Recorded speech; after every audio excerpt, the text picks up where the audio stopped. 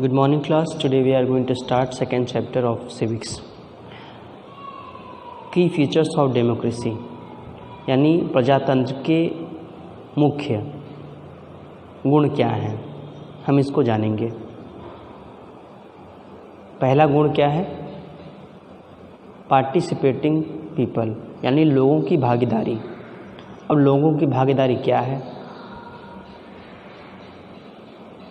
A country's system of democracy works well if the people freely participate in its governments.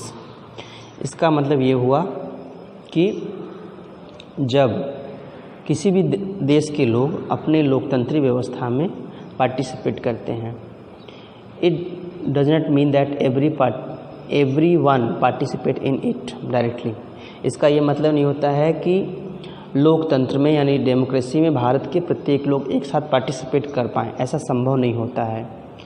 But everybody has the duty to participate in, तो सभी व्यक्ति की जिम्मेदारी थी कि वह पार्टिसिपेट करे, वेदर इट इज़ डायरेक्टली और इनडायरेक्टली, चाहे वो प्रत्यक्ष रूप से या अप्रत्यक्ष रूप से। If people are not satisfied, अगर लोग संतुष्ट नहीं है विद देयर गवर्नमेंट, अपनी सरकार के नियम कानूनों से और क्रियाकलापों से, people not only elect their government but also control it, लोग केवल अपने लिए सरकार ही नहीं चुनते हैं बल्कि उस सरकार पर नियंत्रण भी रखते हैं।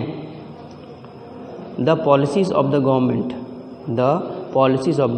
गवर्नमेंट, सरकार की जो नीतियां हैं, are bound to reflect the wishes of the people, that is public opinion. सरकार की जो भी नीति बनाई जाती है वह इस तरह से बनाई जाती है जो लोगों की इच्छाओं को अभिव्यक्त करती हो। अगर ऐसा नहीं है तो सरकार वो पब्लिक के लिए कार्य नहीं कर रही होती है।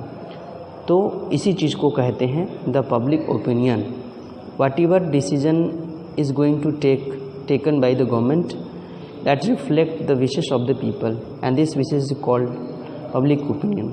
सरकार द्वारा जो भी निर्णय लिए जाते हैं उन निर्णय को या कोई भी पॉलिसी ली जाती है, कोई भी निर्णय बनाया जाता है, और लोगों के विचारधाराओं को, लोगों की धारणाओं को, लोगों की इच्छाओं को ध्यान में रखते हुए ही लिया जाता है। इसी को हम पब्लिक ओपिनियन कहते हैं।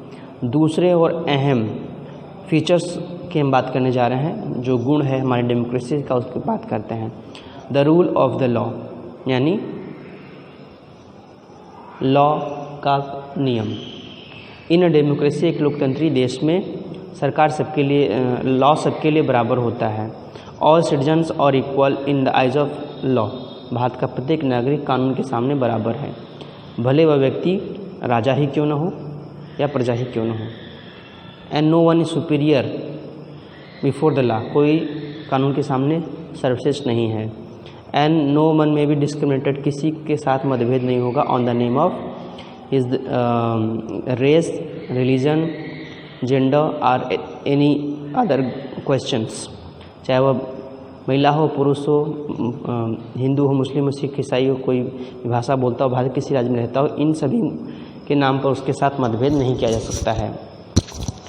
एवरी इंडिविजुअल है equal political, economic and civil right, हर भारत के नागरिक का अपना बराबर अधिकार होता है। किन चीज़ों पर? राजनीतिक अधिकार होता है, आर्थिक अधिकार होता है और सिविल अधिकार होते हैं।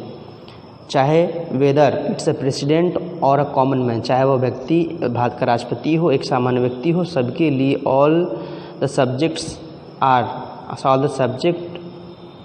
The people of the country are the same before the law, Bharat का प्रत्येक नागरिक हमारे संविधान के सामने, कानून के सामने बराबर है, कोई छोटा नहीं, कोई बड़ा नहीं। एंड इन अ डेमोक्रेसी, हमारे लोकतंत्र में all the adult people are given the right to vote, हमारे देश में सभी वयस्क लोगों को जिनकी उम्र 18 साल की है या उससे ऊपर है, उनको वोट करने का अधिकार दिया गया है। The value of each vote is equal, और हर वोट की वैल्यू समान है। Whether the person is rich और पुअर, चाहे व्यक्ति गरीब हो या अमीर हो, इसमें कोई संदेह नहीं हो सकता। मतलब चाहे राष्ट्रपति वोट करता हो तो उसके भी वोट की वैल्यू एक ही होती है, और चाहे किसी राज्य का मुख्यमंत्री वो अपने लिए वोट करता हो, उसके वोट की वैल्यू एक ही है। कोई इन्फीरियर नहीं, कोई सुपीरियर नहीं, everybody is equal before the law. That's all children.